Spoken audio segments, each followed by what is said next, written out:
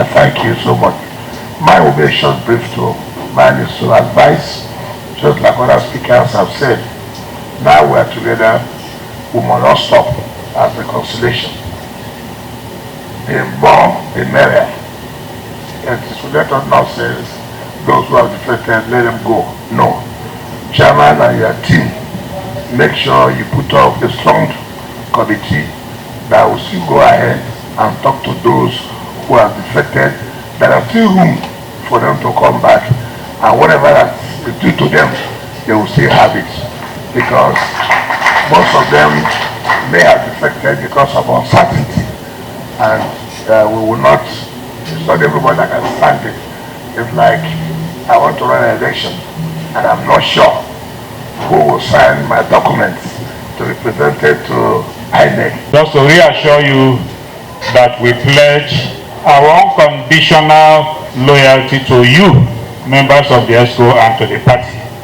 We are grateful to you for all the opportunity and pray that you continue to give us more opportunities. We must therefore seize on the moment to work hard across all lengths and breadths of this country to reposition the PDP once more, to reconnect to our winning ways once more.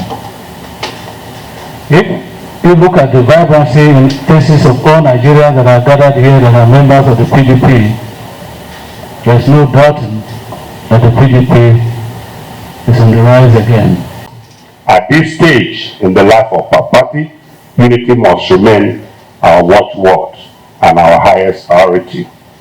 The success of our convention must now translate into deeper cohesion. We must consciously and deliberately bridge divides, reconcile differences, and bring every stakeholder into the fold. There is no room for exclusion. Rather, there should only be room for inclusion, understanding, and collective progress. Today, we gather not as a party in a distress, but as a strong political institution, firmly focused on the future of the People's Democratic Party, PDP, has now successfully navigated its internet challenges.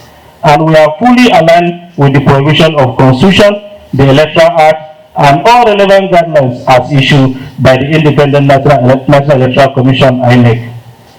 The era of uncertainty is behind us. The era of strategy, consolidation, and electoral preparation has begun today.